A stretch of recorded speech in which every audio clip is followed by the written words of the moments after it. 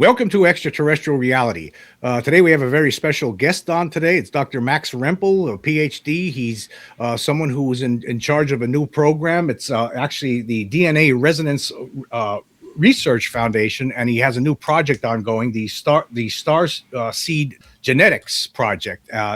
What they're trying to do is they're trying to find out if human beings, people who have had contact with aliens, who have been abducted by aliens, have different DNA, if their DNA is being altered, if it's being changed by these aliens during these visitations or during these encounters, during these abductions. And that's what he's been researching right now.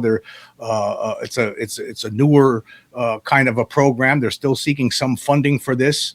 And but before we talk with Dr. Rempel here, I'm going to just pull up on the screen their website here. It's a project. Hold on one second. At the stage, yeah.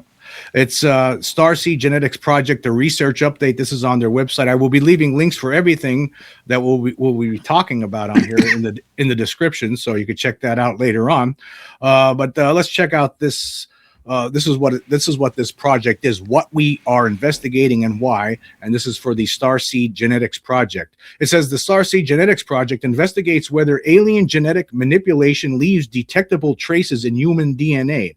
The abduction literature documents hundreds of cases where abductees recall reproductive procedures, extraction of sperm and eggs, embryo implantation, and the presentation of hybrid offspring. These procedures imply but do not directly prove genetic manipulation, since they involve reproductive cells rather than visible DNA editing. Direct reports of genetic manipulation come from abductees who were told about the program by the aliens themselves during contact events, documented in the work of Mack, Jacobs, and others, and confirmed in our own recorded interviews with experiencers.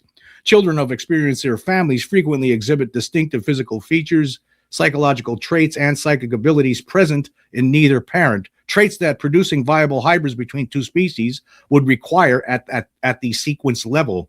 Taken together, reproductive procedures, direct accounts of a genetic program, and novel traits in offspring all point to modifications that should be detectable in DNA.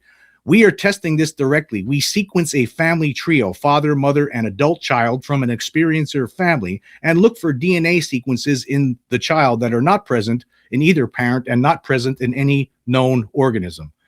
Well, I want to say, Dr. Rempel, thank you very much for coming on the show today to talk about this fantastic work that you're doing right now, working at. I mean, this is something that is most certainly different than what a lot of other people who are investigating this phenomenon are doing. And I'm just a regular old guy out there, so I'm not a scientist. So, and a lot of the people that are going to be listening aren't scientists. And so basically, what does this mean? What are you trying to accomplish here? What is the goal, and how did this start? Hi, Jim. Hi, everybody. So, I guess I first have to put the perspective, where we are financially. It's not that I'm authorized by some big institution and running a program institute. It's a project done from home. I don't have any lab. We use commercial services to do that. The best one, the cheapest one, is 23andMe. They just on top, the quality is better. And there are several sequencing services, and you just receive the kit, brush your, actually no, not brush, speed the saliva in a tube, mix with a reagent, put in a box, mail it out, and that's how DNA is collected, and everything else is done by the service provider. There are many service providers for genotyping, which is like spot check, sequencing, which is continuous reading, and long-read sequencing, which is reading of the new genomes.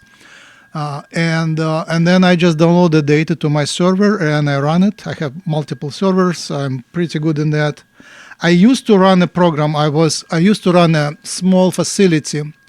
For a couple of years, I was a director at UCSD offshoot. It was a laboratory which was doing exactly that kind of analysis. So I know that inside out. And for last many years, since '86, over 30 years, I do genetics, wet lab genetics, and computational genetics, and My publication in genetics are among top 10% by citation number. So I'm reasonably well cited, but that's mainstream part of my work. And I'm on the extraterrestrial trail since 2009, over 13 years, and openly went out and basically became visible to the world in 2012 that I'm working on extraterrestrial. So since then, my career kind of went downhill, but basically I'm committed to find out the truth and to deliver it to the humanity. And so yeah, so you've been doing this for a long time now, and so when did this start? When did this DNA Resonance Research Foundation? When did that crop up? I registered my first company in 2008. Then I registered several more companies, and DNA Resonance Research Foundation was registered in I think 2017 or 18. It's a registration is easy. It's collecting the money is hard. I got for the first company I got under $1 million in funding to do my research in DNA resonance. It was camouflaged to be mainstream, but it was pretty much study of the biofield and light therapy. But so that gave me steps to actually build my independent work. And how many are you working? Is this how many people are involved? Is it just you? Or is there I have helpers. I have Natalie Hill who helps, and she is deeply immersed in ufology community. She constantly goes to contact in the desert and many other places, and she knows abductees. So she runs United Experiencers Initiative, and that's great help. And I get help from other people. So we have basically couple more volunteers helping. And where is your where are you based at? Where's the foundation? I live in San Diego for over 10 years, and I run all computation from home on my laptop and servers remotely on my servers. Until recently, I used Amazon servers, but now I just realized that why do I pay to Amazon when I can buy the server and it will pay for itself in 3 months? So now I have all the servers here at home. So when you started this foundation, the idea was to start looking at the DNA within people who are abductees to see if there's any difference between what their DNA looks like and what the DNA of just somebody who's not being abducted. Was that what started? The project itself, the Starseed Genetics, started 2 years ago, and it was after Ross Coulthard announced that they have funding. Until that, I was totally focused on DNA resonance and studying the biofield. So I think that's very important to demonstrate that our genome codes for the biofield. So that was my main computational goal, to find the resonance code of the genome. Basically, the protein code is known for many years, but resonance would prove that the DNA is an interface between the soul and the body. So that is the main goal, and I run that since 1999, and it's a big project, DNA resonance. And then the idea to analyze DNA of abductees came basically when Ross Coulthard announced that there is money, and a friend introduced me to a friend from Australia, David Little, introduced me to Ross, and it was a real opportunity. So I wrote a big proposal what we can actually do with DNA, and it's like 20 items, but one item was we can start right away because it's very cheap. So analyzing one person is $100 at 23andMe. It's mainstream. How do you say? Consumer product. You can get it analyzed very fast. So for 2 years, and we now have 10 families who basically paid with themselves for the analysis, and we look at the inconsistencies. So the main idea is that you don't need alien genome to prove that humans have alien DNA. If the family remembers abductions, then during the fertilization, during the consumption, there was some genetic manipulation. Essentially, what is very clear. It comes from many sources, including hypnotic regressions by John Mack and others. Is that the aliens abduct people, parents, collect reproductive cells, create an embryo, grow the embryo in the lab there, somewhere in a ship, and then they genetically manipulate it and then impregnate the mother with the embryo. A little bit later stage, so that's impregnation a little later, maybe a couple of weeks, maybe age of the embryo, and that's what humans already can do. So we understand it pretty well. So both parents are actually the parents of the child, but there are modifications, and we are looking for these modifications for insertion of something which is absent in the parents, and that's would be very clear evidence because science didn't discover anything like that so far. In science, it's always the child only carries the equal proportions, 50-50 from both parents. One chromosome comes from one parent and a paired chromosome comes from another parent. And if you find insertions, that would be the evidence. So far, we see some anomalies, but we cannot tell them apart from the junk, from the errors, from chemical errors during the analysis. So they on the proportions, sometimes you get 16 point variations which are absent in the parents, but it's comparable to noise. It's not unusual to get some errors because it's chemical analysis, so there are some blips. So we need money to do real analysis, which is not genotyping but sequencing. So there are three types of analysis. One is genotyping. It's looking at known human variants. There are about 1 million variants spread across the population. Some of them, by the way, can be alien, but like ancient alien and so on. But they're everywhere. And we are looking at the moment at human variants using 23andMe, about 1 million variants. I think they provide maybe 750,000, close to 1 million. So then there is sequencing, and traditional sequencing, it's called short read sequencing by Illumina and other competitors. And it's small fragments, you sequence everything, but then you align all these little fragments to the human genome, and then you look only at human variants. To really see something non-human, you need some new method, which is called PacBio long read sequencing. And the length of the fragments is 100-fold longer. It's 10,000 nucleotides. And when you get these big fragments, you can overlap them properly computationally. And you can see, build a new genome. That's what is used nowadays to sequence new genomes. And when I was a director of the sequencing facility, we sequenced new genomes of fish and plants and lots of other strange species. So that was commercial service to others. So that's where we used PacBio long read sequencing.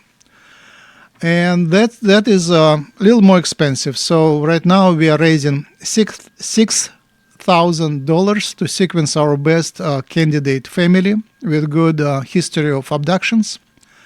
The grandfather in this family was in 1952 Greenland expedition where they saw hundreds documented of UFO sightings, and the now adult child is they're all in UK, and the adult child has good experiences of good experiences meaning solid experiences of alien abductions and missing time and meeting aliens, meeting mantis being, and all father, mother, child are ready to go on camera and actually testify.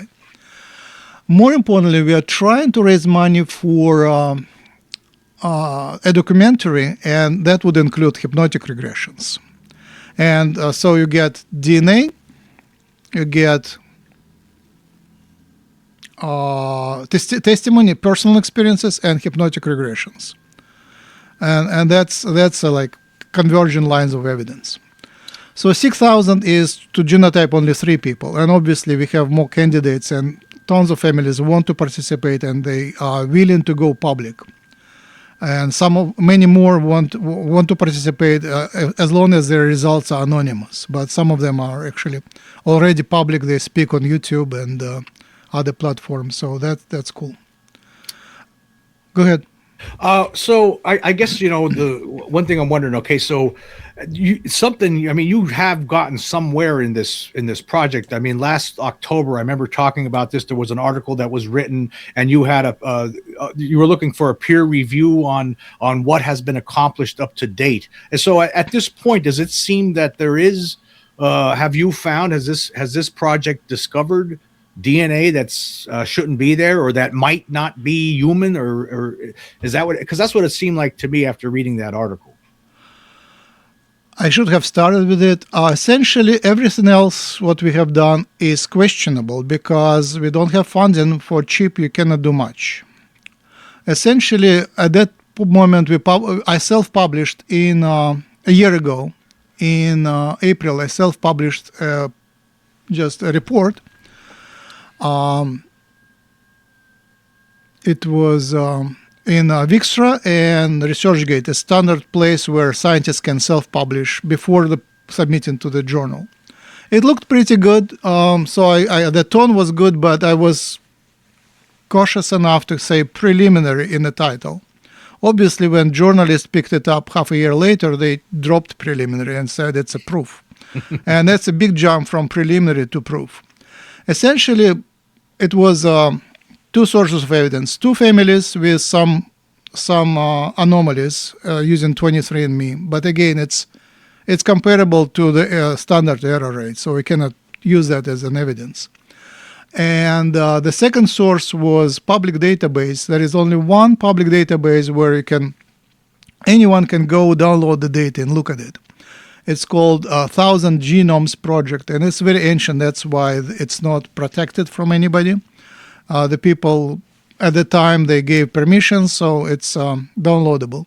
Unfortunately, the work was done a while ago, over 15 years ago, and they used older methods which were way less reliable, more noisy, and most critically, in the steps, like you collect the blood, you collect the white cells from the blood, and then they cultured it so to get tons more DNA and have lots of DNA to play with. So you multiply the cell. Culture meaning you take a flask, you multiply human cells, and that multiplication is potentially can introduce variants or noise or junk or something. In that database, we found 2% of families that have non-parental insertions. All other families have pure parental inheritance, which is in genetics it's called Mendelian, but essentially classical genetic inheritance. Only parental DNA. 2% have also parental DNA, very clear. A child is a child of both parents, plus some big insertions. The biggest one, I think, was 16,000 bases and was very clear, and most surprisingly, it was in both chromosomes at the same time, which is pretty much impossible to get naturally. It would be artificial.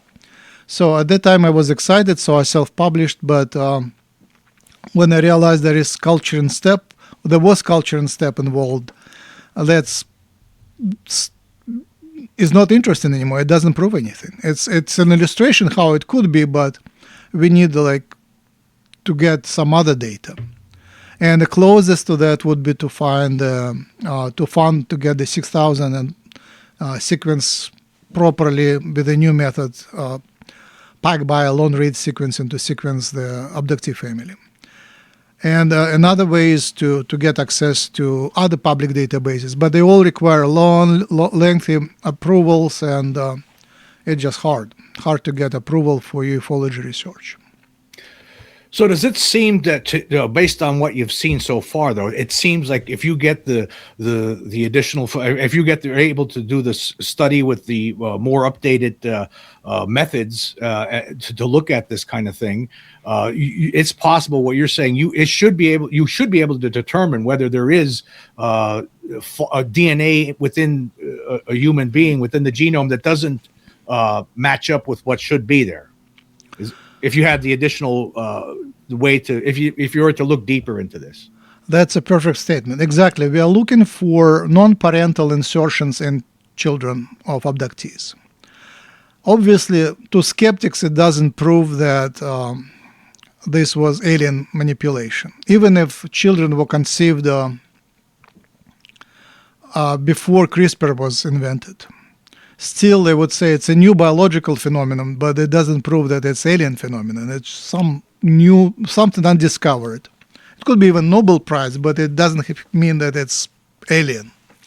So to prove that it is actually alien, it requires more steps. For example, here I should mention, I guess, we start from the basic assumption that we know from lots of sources, contactees, ancient alien historical findings, cultural findings, research, and from other sources, we know that humans are a hybrid species from ancient times. It was created, in the beginning, it was created by taking some human-looking people from the planet and hybridizing with the aliens. So it would be prehistoric humans hybridized with alien DNA. So I am pretty sure that none of the humans is actually native to this planet. Every human, Homo sapiens, has alien genetics. And according to other sources, we are a mixture of about 20 species in different proportions. Different races on the planet would have different proportions. So every time the new race is created and then they become warriors and they spread around like Mongolians, they kill everybody around, or any other ones. But Mongolians with Genghis Khan is most obvious. They build a new race which is even more angry, even more better fighters, and it spreads their genes around. So in the historical times, in the progression, there were continuous injections of alien DNA and creation of new humans. But then in recent times, we hear from many sources that Eisenhower was approached by multiple aliens, and there were the ones which offered certain technologies in exchange for the rights for alien hybridization, and the deal was made. And then they went ahead and actually collaborated on a hybridization program.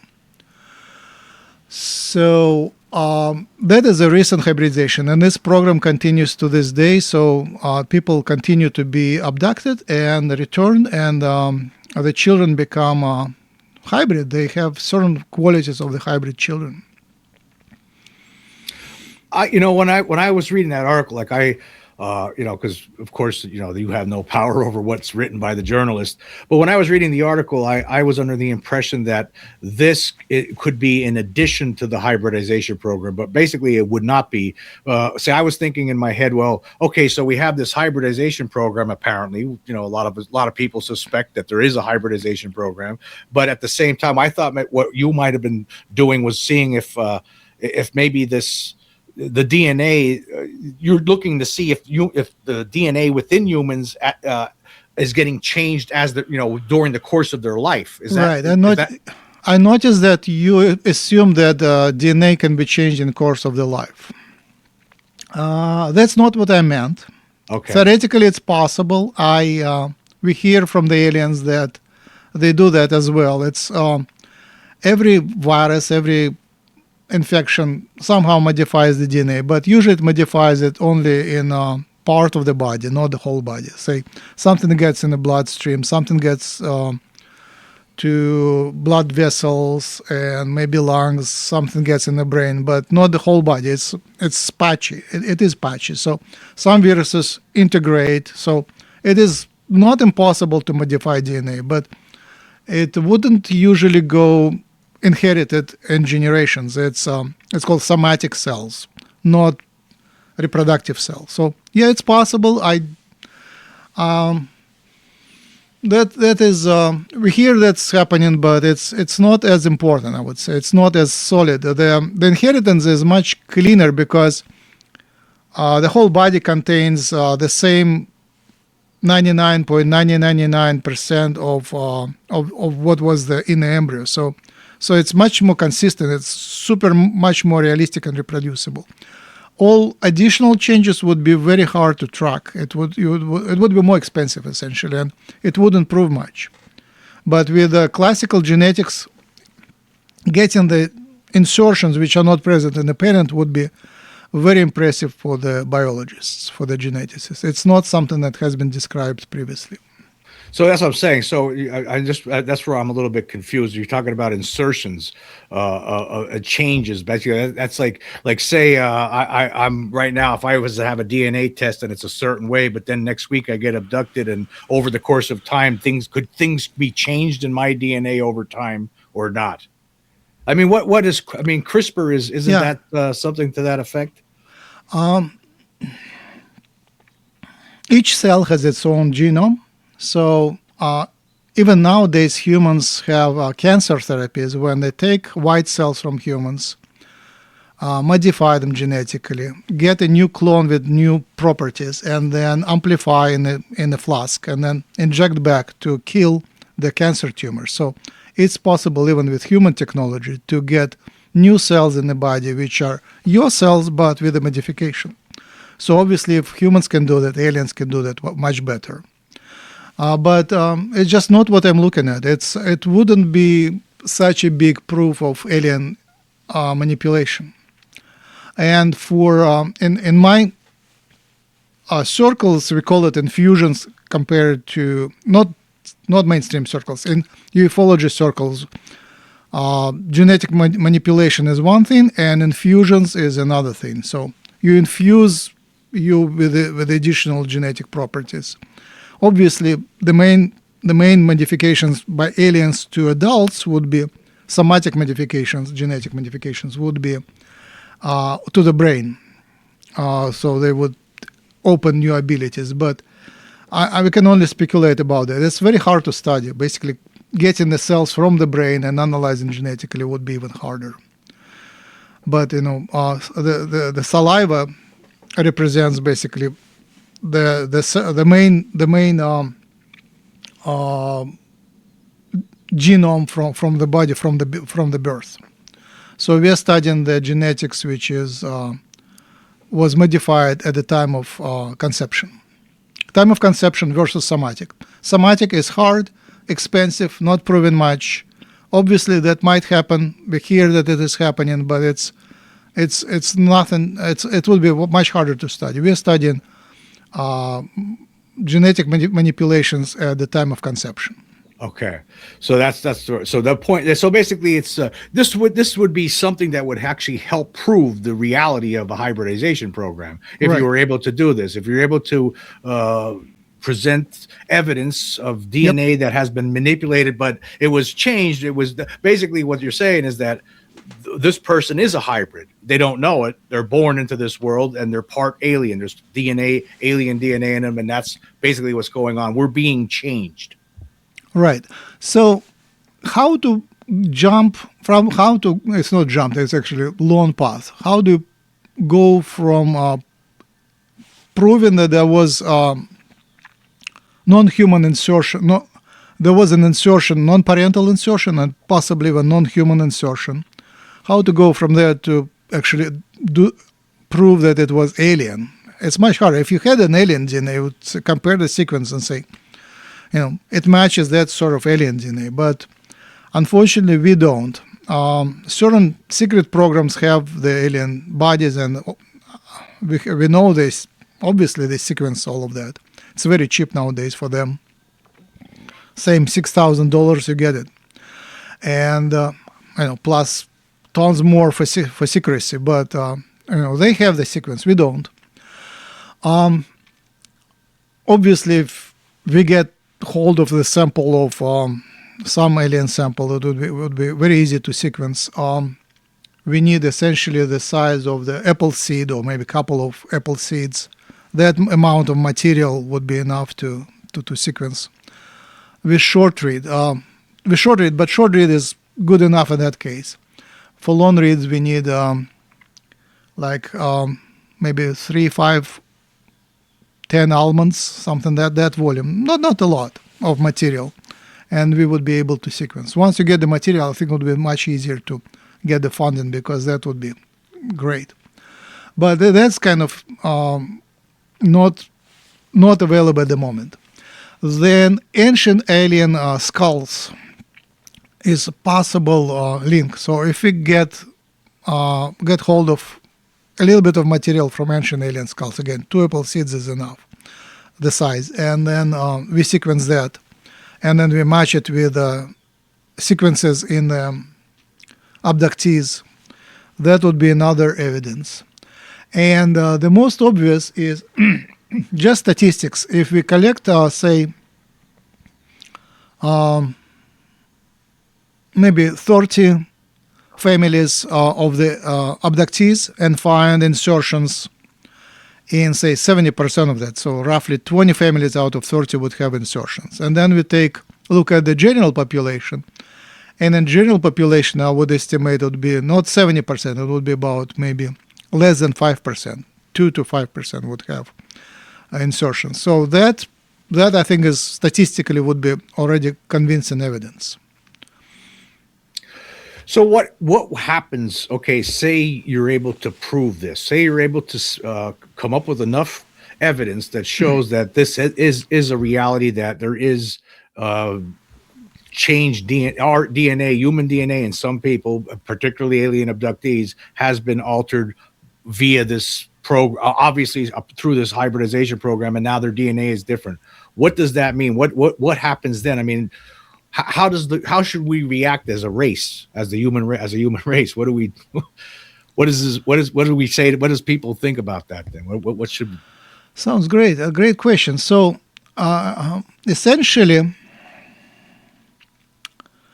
it flips the world upside down if you think about that thoroughly. Right now, people just ignore it and think it is fringe and ignore it. But if you start thinking about that,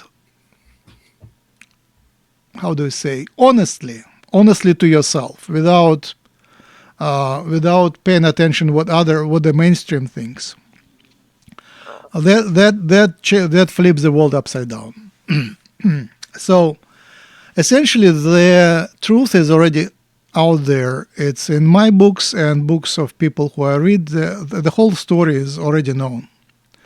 It's just that people don't pay attention to them. And it's known from ancient times. Zachariah Sitchin, Blavatsky, Helena Blavatsky, the book I think is 1881, published in 1881, The Secret Doctrine. And nowadays there is lots of books which give the knowledge about what the aliens are, what is their agenda, where we are moving. And it's very clear. It's a fascinating world. So where should we start? First, it proves that the aliens are actually relatives to humans, if they have DNA, and that you can hybridize them and us and still be alive. So it means that they're pretty compatible with us. Then it proves that the stories that there are humans outside of the planet is confirmed. So, and then it opens a big, Pandora box. It opens big door to the esoteric literature, because we know a lot. So, I guess the next step is to pay attention to Kai Dickens' The Telepathy Tapes, the discovery by Diane Hennessy. And they didn't publish yet, but they report that the experiments were done triple blinded with proper controls, and that now at least in their film, the telepathy is confirmed. And there are volunteer groups which run telepathy demonstrations right on YouTube, so you can actually go and watch. And once you get your personal experience in telepathy, in seeing telepathy, you basically become converted. You know it works. For me, the biggest proof of non-material nature of the world, of idealistic, spiritual, esoteric, mystical nature of the world was when I learned Reiki. Reiki is an art of healing with placing on hands. So once you go in that world, you just you have the access to the spiritual side at any time. And then if you have psychics, then you have access as well. Psychics are real and psychic powers are real. Not that everything that they say is true, but there is pretty much the majority of psychics are real. It's just the nature of information that comes from the other side is not consistent, and you have to just learn to live with that. Here you can kind of focus on consistent material part like DNA. If you sequence DNA of the same person over and over, it would be the same. But when you get psychic messages and telepathic messages, there are certain distortions that happen there. And people think that is proof that it's not real, but no, it just illustrates that the world is stranger than you think. We are in a special case where the condensed matter is more reproducible, but once you step out to the spirit world, it's much more less reproducible. It's the nature of reality. You can't really, you have to learn to live with it. And once you realize that telepathy is real, you just realize that channeling is telepathy. And then you start studying channeling messages. And channeling messages, the majority of them are very low information content. And especially the ones which are on YouTube, it's very generic. You can't really see the miracles there. You have to be one-on-one in private setting, and you have to have real need to know information. Then information comes to you. If you start filming, the information stops. Basically, it's the matrix is protecting itself from being cracked. We live in a spiritual matrix, which has the first principle of the matrix is that it protects the illusion. It protects itself from being cracked. So that's why it's so very hard to prove the spiritual nature of this reality, that it is not very real. And then I started researching channelings since 2009, and I had my own channeler available every week, or sometimes a couple times a week. I recorded everything. I published most of the recordings. And I started the channeling community, so I had lots more channelers to interview and to learn the truth. And again, when you compare multiple messages, there is always a mismatch, but there is also a certain percent of important things which are very consistent. So I wrote several books based on that. And even the oldest book, which is 2012, it still stands true. Everything which already discovered then is still true. And in that book already I clearly explained that the agenda of the aliens is to upgrade the humanity so they can incarnate in us more, more comfortably. There are some aliens which incarnate here already, but it is for them is a big jump down spiritual vibration. We measure spiritual vibration. It's essentially the units are chakra numbers, but we are in the first three chakras, so our vibration is typically 1 to 3. The musicians, creators, artists, spiritual people, they are 4, 5, 6, rarely 7. Like 7 would be a very high vibration, but that's where humans stop. And the aliens are from 7 to 14.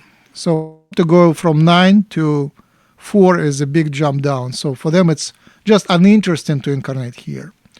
But once we make an evolutionary jump called ascension, then it will be much more interesting to play here. And the Earth is extraordinarily interesting, and they want to play with us, but they want vehicles to incarnate. The aliens themselves have big trouble being here. It's hard for their health, hard for everything. So they can be here using the technology for hours, but not for years. So they created hybrids using the alien hybridization program. They created hybrids which are capable of being down here and in their world. So they are intermediate, and that's the goal of the hybridization program, to create a species which will be high vibration, which will be more spiritual, which will have telepathy. So telepathy is the key to ascension, and the majority of alien races, they go from no telepathy to telepathy. It's natural progression, and that's the key to ascension. That's the evolutionary jump. Go ahead. Do some people, okay, I guess here's a question now. Do some people who are targeted by aliens for their abduction program and brought on board, it's possible that their parents and their grandparents may have been targeted in the past, and it's just moving along. And I guess some people, I would have to assume, they don't know that they're hybrids. They don't know that they themselves are hybrids, right? But then, Exactly. meanwhile, there are. I mean, if you read the research from someone like David Jacobs, he talks about these beings that are living among us who know exactly that they're hybrids. They know that they are hybrids, and they're deliberately trying to intermingle and learn how with humanity, to learn how to live with us, and I guess procreate. I'm assuming that's so. But yet at the same time, there are some of us who don't know it. Yeah, there is a spectrum. Some people are hybrids and don't know and don't want to know. Other people are hybrids born here, grew in our culture, and discovered the hybrid nature, or are intermediate that know the hybrid nature from the beginning, and still they grew up in that culture. And there are implants which grew up in alien culture and then visit here. And some of them are just tourists, and they visit for a short period of time just to experience Earth. Some are researchers which visit for a short period of time to learn about the planet and then report up there and basically like do their research project, Ph.D. project, to basically publish the information about us. And some are actually agents that help the alien agenda to help the upgrade. And I hear that the agents are actually usually placed in positions of power in industry, in military, in secret services, and government. So they are pretty good, and they know a lot, and they pass as humans, but they have special abilities. Now, is this speculation on your part, or is this, how do you know? How would you know? As I said, I did every week we did a channeling session. Since 2013 to about maybe 3 years ago, when I developed enough of my own ability to talk to the aliens, so I don't need to speak through another human. My ability is very slow. I ask a question, next morning I get a short answer. So it's not a big conversation. And I never know who answered, but I know the answer. And it comes pretty clear, it's calibrated, so many answers I can compare to the reality and see if they are actually, if they make sense. So there is a lot of calibration, and sometimes the answers, I'm not sure if it's true, but some answers are very clear. But before that, it was through the channelers, and I had the luxury to speak to more than one channeler and ask the same question over and over to get the answer. So the topic of agents was obviously the most interesting, right? And especially, there are two types of agents. Some agents come here and are implanted. David Jacobs talks about that, and some people, human, defect to the alien world and help from the ships, help running that. So my first experience, first observation, experience of learning things was right then in 2009. I awakened to the idea of aliens on my birthday, February 8th. And immediately I looked up on internet. I found the local ufology interest group ran by Richard Dolan and Cookie Stringfellow. So next week on Wednesday, I came to that event, and there was a person speaking, an abductee, with lots of experience and very good memory of experiences. And I took a big series of interviews, about 8 hours of interviews. They all published on YouTube. She didn't want to publish her name, so the nickname would be Rose. And you can see on the profile of her, like on light background, you can see dark profile. But that's a real interview. It's slow, but basically one of the things she consistently reminded us is that the hybridization program was ran together by American military and the aliens. You would meet them at the same room. They will be there together. And the small grays, small zetas are the robots. And recently there was a leakage of the information. Someone who was working on the DNA sequencing of the robots, of these small zetas, actually explained that they looked at the genome, and the genome is purely synthetic. It's very perfectly aligned genes with proper signatures and addresses. So it's clearly computer designed. So these are not real evolutionary beings. The small zetas, they are the robots.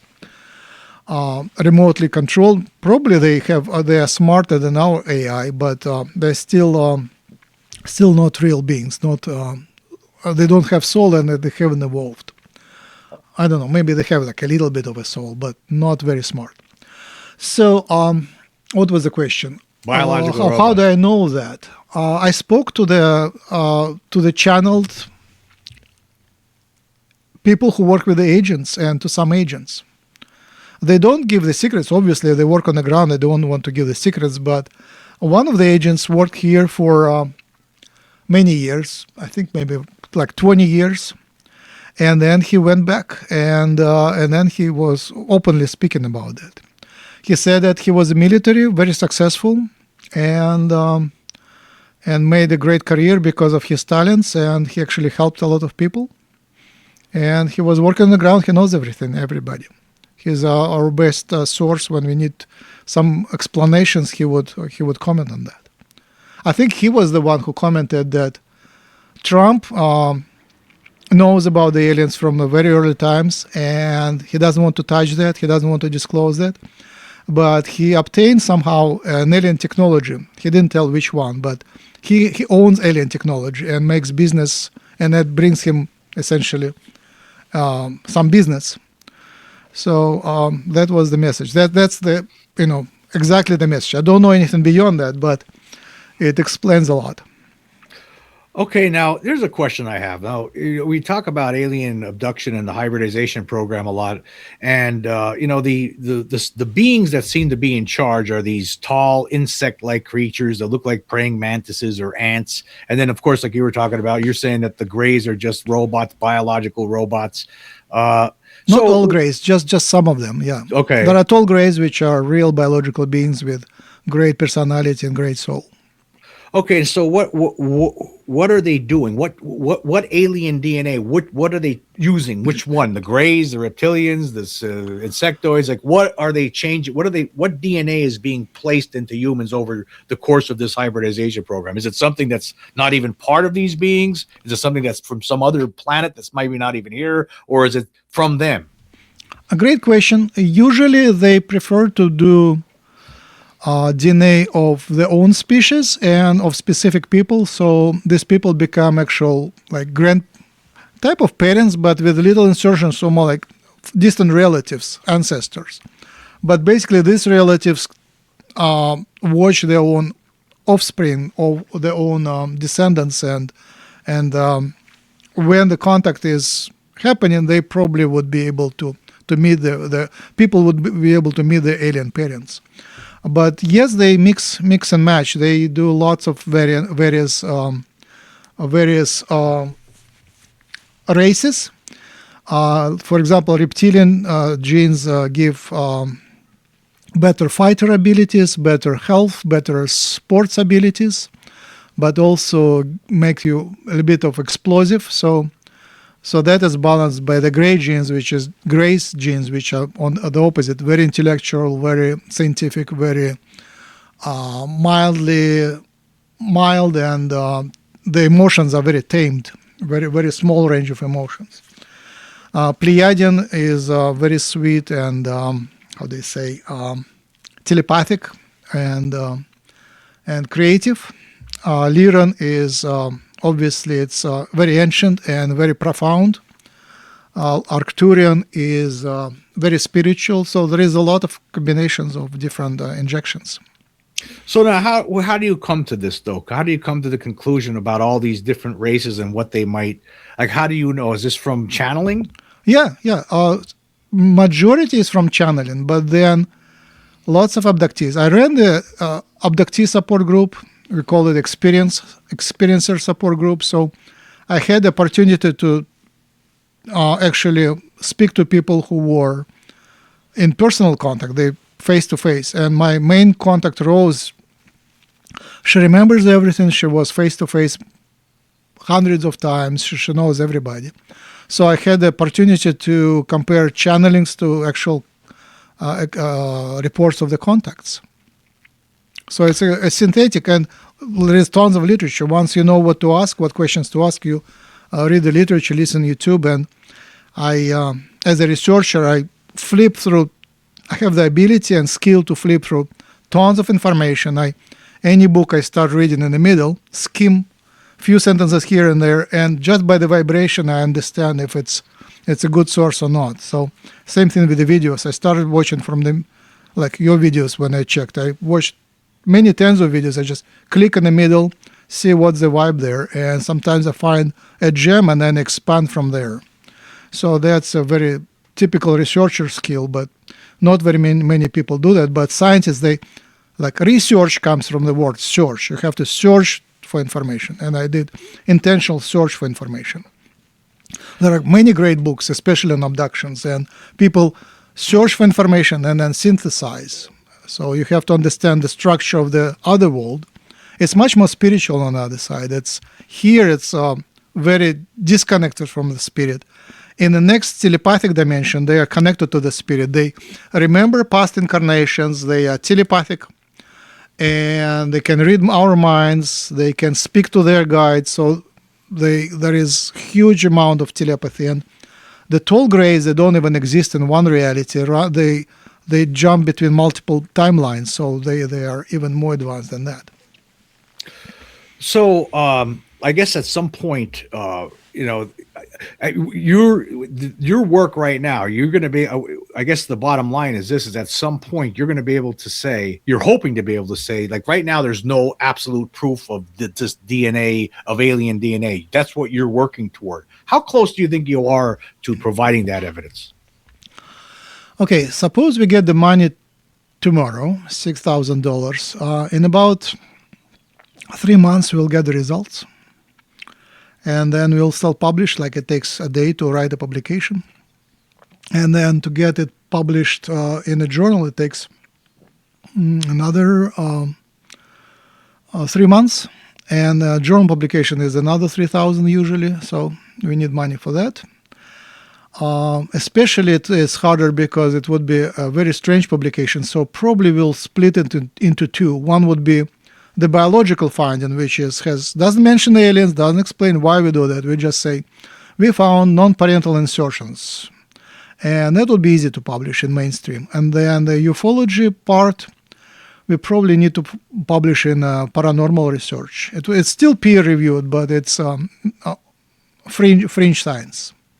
It's a good quality paranormal journals, and there is maybe one or two ufology journals, but it's not mainstream. So basically, the work up to this point, I mean, you've been using 23andMe. That's a service that provides this kind of thing for DNA analysis, and so, but basically, what the story is here is that you that's not what you've been doing so far to this point. The analysis that isn't netting what you need. You need a more intensive view of this DNA in order to make the determination. Yeah, more intensive. So far we were looking at human variants, and you cannot find alien variants looking at human variants. It's just after you do it, you realize, wait a second, what we are looking at? We only can see if the aliens would take another human DNA and replace the parent's DNA with a DNA from another human, we would notice that. But that's not exactly what is expected. We expect something completely foreign and bigger insertions. That would prove that there is something going on. And right, I mean, there is enough scientific data right now that you would be able to differentiate. Okay, wait a minute, this it shouldn't be here. This isn't, like, you would be able to make Yeah, that yeah. determination. DNA is very informative. It's like if you have a book, say a Bible, and then you insert a page from Quran, then you would surely notice. That's how informative it is. It's enough to have, say, 30 letters from foreign DNA to say it's something suspicious. If it's 300, it would be very unusual. If you get like more than 1,000 letters text from outside of human genome, it would be very good proof. And in the initial analysis, which is suspected, we got 16,000, which is huge informative piece of DNA, clearly not coming from the parents. So, and right now, the people for the one that you think you might really be able to do something with, it's a father, mother, and an adult child that all have had experiences with aliens, and if you that latest analysis, that's what you'll be looking at, those people right there, and that you think Yes. this will be the one. Yeah. Basically, I collected 10 families. We just spread the word like that through YouTube. 10 families volunteered, paid for their own 23andMe analysis. There is a couple of donors who contributed a little bit more, so they paid for somebody else. Total, we so far raised $600, so that went to buy more 23andMe kits. And I collected the testimonies from the families and let artificial intelligence to sort them. And one family clearly came on the top, and that's the best case, and we just focusing on that. There is tons more families who would be wanting to do that, but not many of the abductees actually want to spend their money on the analysis. There is also, I just wanted to mention that I can also analyze the DNA from a single person. If they pay for their $400 short read sequencing, we can look if they have some unusual insertions compared to the human genome. It would be much less convincing, but I already got 2 samples like that. And once we get multiple samples, like say 5 samples like that, we can compare if the insertions compared to the human genome have any similarities. That would be already an interesting result. So I have the technology, I have everything. It just, we need more samples. It's called short read sequencing. It costs $400, same principle. You get the kit, you spit in the tube, you mail it out. I download the data from the service provider, and I compare. So that is open. I would be happy to analyze. So you're saying that if anyone out there right now that is listening to this, Yes. believes that they have been abducted by aliens, and they're interested in finding out if their DNA has differences than human DNA, they could contact you. Absolutely. Okay, Even if you haven't, if you don't have money, you can still fill out the form and submit your information. And once we get any donors to donate, once we get more donations, we will sort, again, AI will sort by the reports objectively and see which ones are best, and then we analyze it. So it's very simple. I just recently, a couple of days ago, a week ago, I ordered the kits on Amazon to get to the UK, 23andMe kits, and then I registered them at 23andMe. So it's already the process that works. And because I worked in that area, it's very easy for me to actually do organize the analysis with short read sequencing, which is more expensive, $400 per person, and with long read sequencing, which is $6,000 per 3 people. Okay, and right now the family that you're working with, I think they're from Greenland. That family? They are from UK, but the expedition was in Greenland. Okay, all right. So, the grandfather was a military person, went to Greenland and was part of the expedition where there were hundreds of UFO sightings. Okay, so that's where it started, the grandfather, and now and you're close to this case. Once you have the funding is there, and you're going to be able to make a determination on that family, and that's the best case you got right now. And this one here could help be the beginning of showing to the world that hey, look at this. There's alien DNA in some of us. I think once we get the reliable results, it would be much easier to raise funding. Again, from lots of people want to support that research. It's just right now we don't have anything solid to demonstrate. We have the methods, but we didn't get the results yet.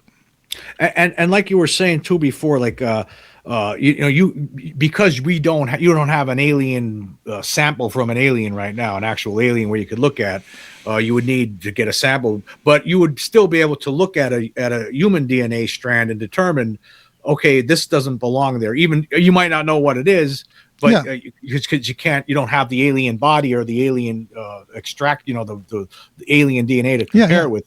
But that's what you're saying. We compare the abductees to other human population. If there is some unusual insertion, we notice that, and if there are multiple abductees who have the same insertion, that's a big interest. Obviously, the skeptics would say that's insertion which causes delusions, but it's hard to beat skeptics. I think it wouldn't be the logic that changes the world. It would be just the total shift when people realize, wow, the aliens are here, and everything which was said, starting from ancient times, through Blavatsky, through Carl Jung and others, it's all true. It just kind of shift your point of view and you look at the same information. The information is already present. Lots of testimonies, lots of stories, lots of good research published, good books. So the information is already here. We just need to prove that it is that it's real. Now, what do you think of the government, people within the government? There has to be some sort of a control group, a secret control group that's been studying this in multiple different governments across the world, I am certain, because we know that's a real phenomenon. Do you think that they already have this information and they would be able to share this? Would they know that people are being, our DNA is being manipulated by apparent non-human intelligent beings? Yeah, Ross Coulthard and Richard Dolan, they both just recently commented, the government is not a uniform thing, it's a spectrum. So the places that actually know, they are usually outside of the government, they're contractors. But certainly the secret projects certainly do that. That would be absolutely logical thing. If suppose, put yourself in their shoes. You get an alien body, what are you going to do? You would hire a molecular biologist and ask them what to do. And molecular biologist, first thing would say, let's do full genome analysis. That's so simple. And probably they don't even send it out. They would buy a PacBio sequencer. It would cost them tons more to do it secretly. But a sequencer is like a big fridge. And the lab is like a kitchen. So you can easily do that in a secure facility. You can do the sequencing, and then you get the whole sequence. And from that, they probably already have tons of bodies, tons of samples, and they have, I know in the 70s they were even trying to imprison the abductees. So I'm certain they sequenced tons of abductee DNA.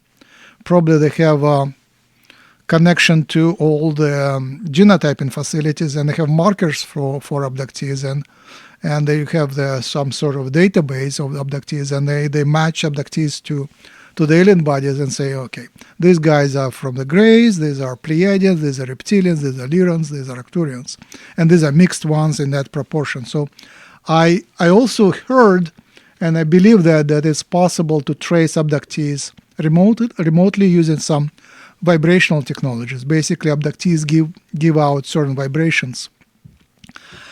And as I am on that topic, it's a little bit related. Most of the abductees have implants, and in old days, implants were pretty solid.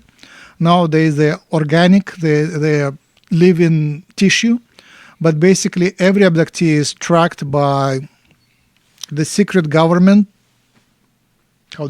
services, and by the aliens. So the aliens, different races, different alliances of aliens, they know their own subjects, and they usually don't compete don't step on the toes of each other. So this is the subject of that group, and this is the subject of that group, and they track them during the life and help a little bit, not a lot, but help a little bit. A couple of years ago, there was a guy who contacted me who was former Air Force. He was an Air Force engineer, and he claimed that he was brought in, and he said that the Air Force has an alien implant removal program, and that they actually found an alien implant inside him, but the doctor who examined him said he wasn't going to take it out, and he let him go. But he said that there is this. I don't know. I can't prove it 100%, but I would have to imagine that there would be, right? I mean, that would make sense. In the old days, it was crude. Some of that again, human military were cooperating with the aliens, and some of that could be human implants, and that would be much cruder. I'm sure that modern alien implants are biological and impossible to remove. But maybe some of them is possible, but I would even recommend people removing the implants. You have free will, and the most of the aliens respect the free will. So I think you get more benefits from being tracked, because if you're not tracked, then other aliens, worse aliens, can take care of you and can use you. So I would rather stay where you are connected with the implant and with your own creators. They're interested in you being successful. I guess one of the questions I have is, like, I've heard, some people believe, I've heard this one from some people, that they think that the alien implants could change people's DNA. What do you say to that? Just nonsense. That's nonsense. Yeah. So an alien implant will not change DNA. Like, I've heard this one. Some people believe that it could alter DNA. That's okay. Theoretically, suppose we have very advanced aliens. They possibly could do something to packaging of DNA remotely using some vibrational technology. Essentially, they would focus on you some beams, and implant basically is a target allowing to trace you. And then it can open and close DNA package, and that's the best you can do. But to change the sequence, I think a little more of manipulation is required. So the aliens have transdimensional technologies. So implants is usually just what human implants do. They monitor. They could possibly send some signal, electric signals, some vibrational signals, but to change, you need to do like bigger interventions. So, but in some cases, the aliens can actually enter the human body and do the manipulation transdimensionally. So, the implant plays a role, but it's much bigger system than just single implant. It's in that sense, implant cannot do the whole body DNA change, but it can be part of the bigger system to transdimensionally modify something. But yes, aliens do intervene with humans, that's it's called healing, but they use technologies for the healing. Usually, vibrational and transdimensional technologies. The best book about that is called X3 Extraterrestrial Medicine by Adrian Dvir. X3 Extraterrestrial Medicine by Adrian Dvir, and it spells out everything. And the book is pretty old; it's about 20 years old. So, and it's exceptional. Okay, now what do we do when we find this out? I mean, I have a feeling at some point something's going to be proven to this effect. I believe that there. I mean, I know I've seen one of these creatures with my own eyes, so I know it's real. And plus, there's enough evidence now to show us that they're here, and there's been enough books written about alien abduction and the hybridization program. What do we do as a human race once it is proven that we are being manipulated by aliens and that some of us have alien DNA? Do we do anything, or we just let it ride out? No, it's a big change. It's a big awakening, and this awakening is easy on some humans. They would feel finally that they found out the truth and would be very happy. Like I heard about that. I felt it for the whole life, and now finally I'm vindicated. It's it's my truth, as it is with telepathy. Now telepathy is everything. I wrote about telepathy in 2011 book. So finally telepathy is here. So It will be, hooray, our truth is finally heard. Same thing with the alien hybridization program. John Mack was, the events with John Mack were in the 90s, 80s, and 90s. So finally, many years later, we are here. Finally, it will become part of the global consciousness. The main event, which I expect will follow very soon, is open contact. So the disclosure is already happening. It's already happening in the Congress. So basically, it's awakening of humanity to the reality of the alien visitation and presence on the planet, to alien agents operating here, to people being taken and visiting. So there is exchange already going on, very active.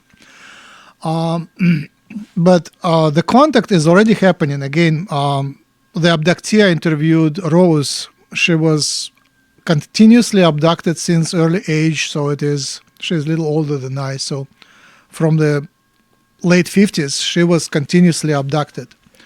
So the contact is already going on. It's not nothing. Secret contact is open, is happening, and then open contact. That's official open contact. That is what is needed. And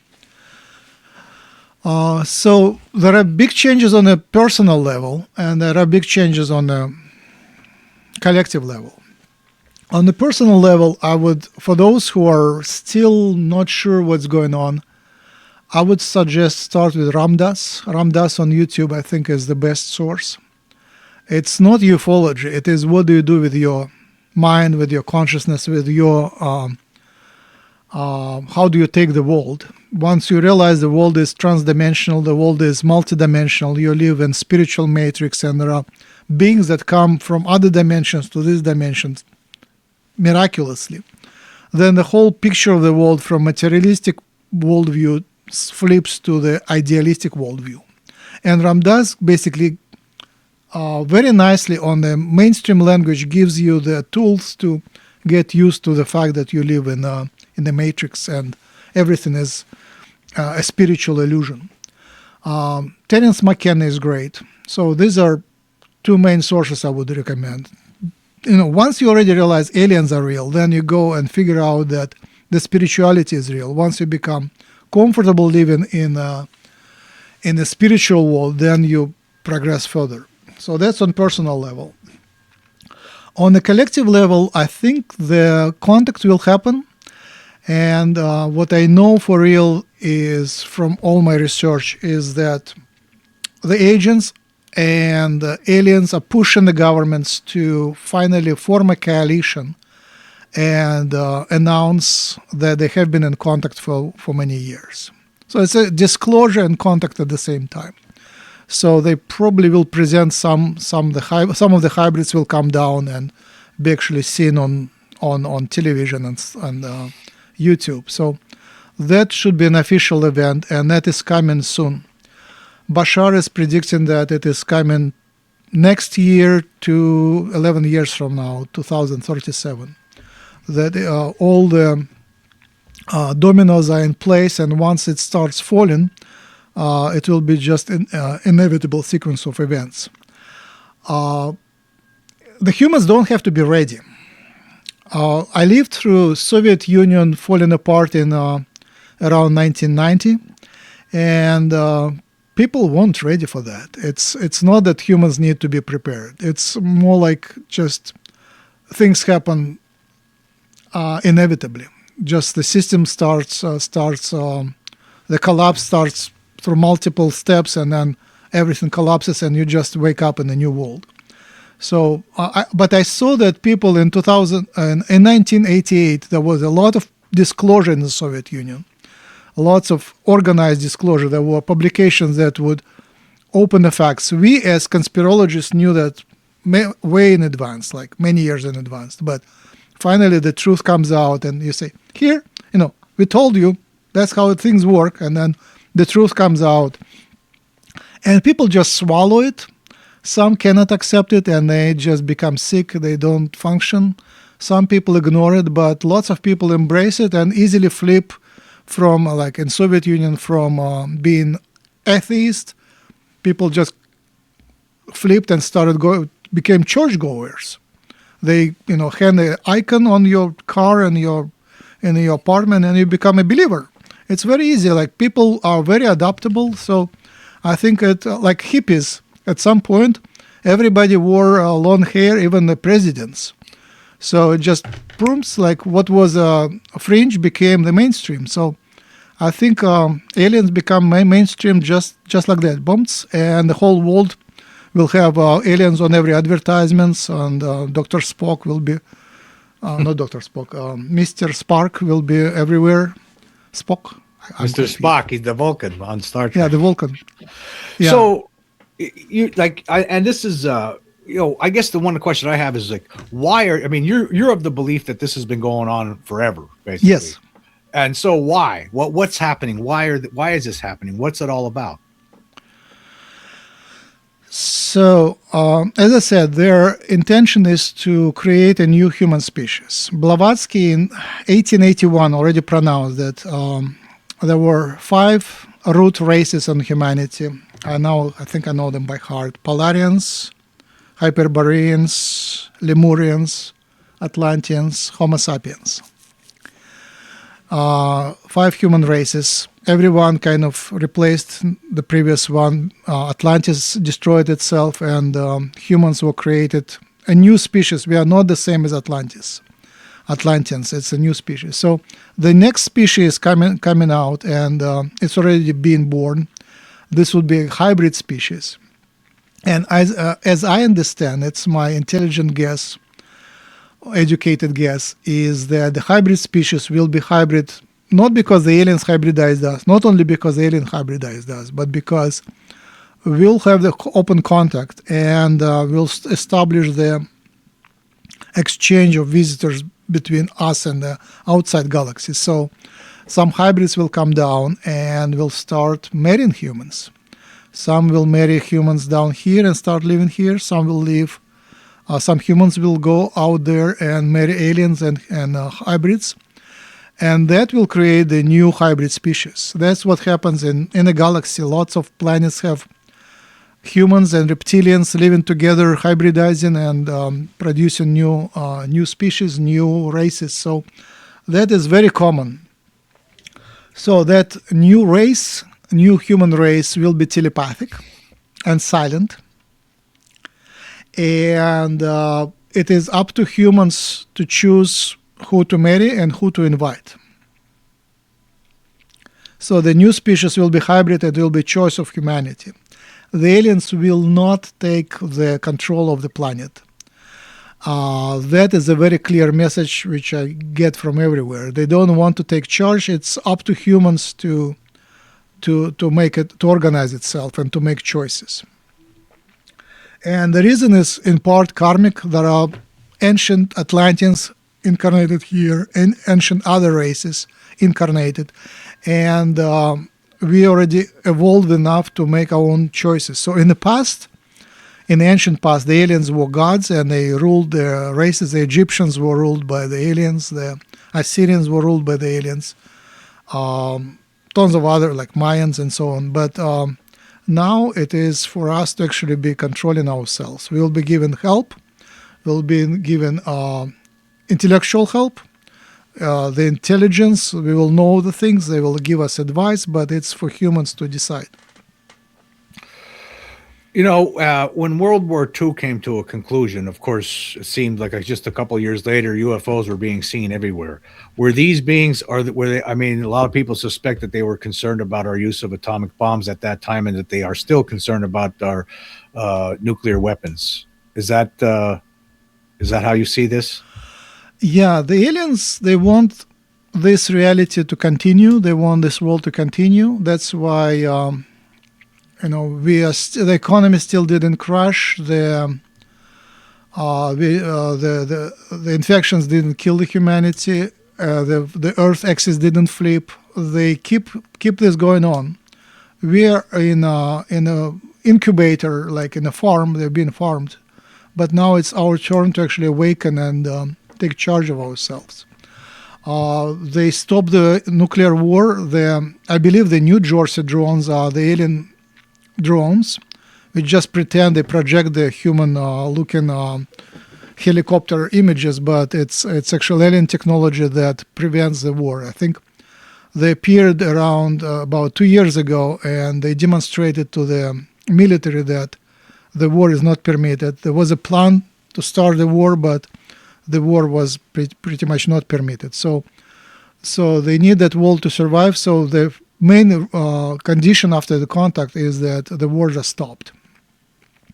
They need that wall to be peaceful. So that, I mean, and that is, so that's the explanation for the drones. That was something that was basically these beings saying, "Hey, guess what? You can't, no, you can't have war." That's Exactly. And what made, how do you know this? What makes you come to that belief? That was very clear to me. Like, first when I heard about that from Ross Coulthart, I was puzzled. Like, it took me like maybe a couple of weeks to get around, but then the message just came, and I said, "Oh, here, everything is clear. It all explains everything." I sent the message to several UFO researchers, Ross and others. Nobody responded. I don't think they even read this kind of email. So it just came, and then it makes so much sense. After you understand it, it's really hard to ununderstand this, to see it any other way.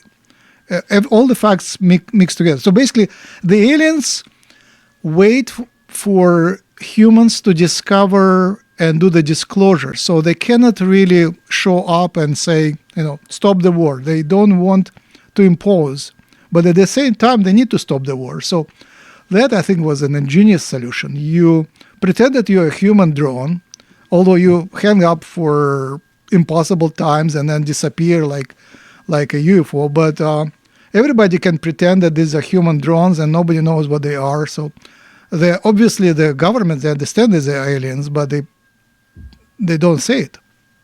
Yeah. And that's perfect. It stops the war, and it's not a disclosure. The humans still have a chance to do proper disclosure and pretend that that's from inside. It's not imposed by the aliens. So the aliens, I think they have very good plan for the contact, and they're twisting arms of the governments to actually come out. And I think the timing is already pretty much decided. I don't know what the timing is, but I see what happens after the contact. It's once the contact happens, it's pretty clear what will happen. But when, I cannot tell.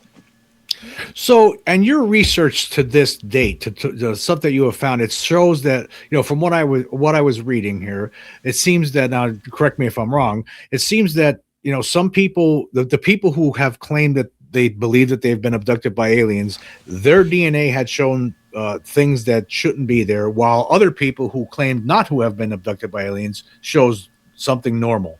Is that a true statement? No, I don't have the data. I have only a few samples now, 10 families with 3 or 4 people per family. I see some abnormal things, but I don't have control, so I can't tell. I cannot tell that there is more. I see in the best samples would be maybe 20 abnormal variations. But again, we're looking using 23andMe, so we're looking at human variants. So it's not exactly what we should be looking for. It's just something which is essentially, we did the first pass with the cheapest approach. It's like $100 per person, so $300 per family. They can afford that. And we demonstrate that we can collect the DNA and analyze it, and the families are available. But now we know we need to do it real way with real sequencing technology. And short reads are cheaper, but we're looking at human variants. To look at non-human variants, we need long reads. So short reads are not sufficient. It's human. So long reads is for 6,000 per family would be perfect, and that would even one family would be enough. If you prove with that kind of technology, if you see the insertion, it's so clear, because these large fragments, they would demonstrate this technology reads the actual molecule, the DNA molecule. So when you get the large fragment analyzed, demonstrates to the geneticists that the part which was inserted was actually inserted in a chromosome, and it's not a contamination. It's part of the actual molecule. That's a pretty good evidence. And that is the whole goal here would be then, okay, at this point, all these years now, we've been collecting all this information, a lot of different researchers talking with different alien abductees, talking about their experiences and people going under hypnosis. And and then of course you have the skeptics saying, well, you don't have no evidence. This would change all of that. I think it would be a very strong case, yeah. And it's very easy to reproduce. Once it's shown, the money of 6,000 is pretty inexpensive relatively. It can be reproduced many times. The same family can be genotyped many times and sequenced many times, and other families could be there. There are. Even if you go to contact in the desert, there is so many abductees there who want to be analyzed. So it would be very easy to recruit lots more people. You just need the first breakthrough, and then once you see how it's done, it's very easy to do. Now, you seems like you're under the impression that you believe that the government has made contact with these beings. You think that is something that has happened? Oh yeah. I think they have the direct phone line. There are people. There are aliens on secret bases. There are aliens in offices of the major corporations. It's all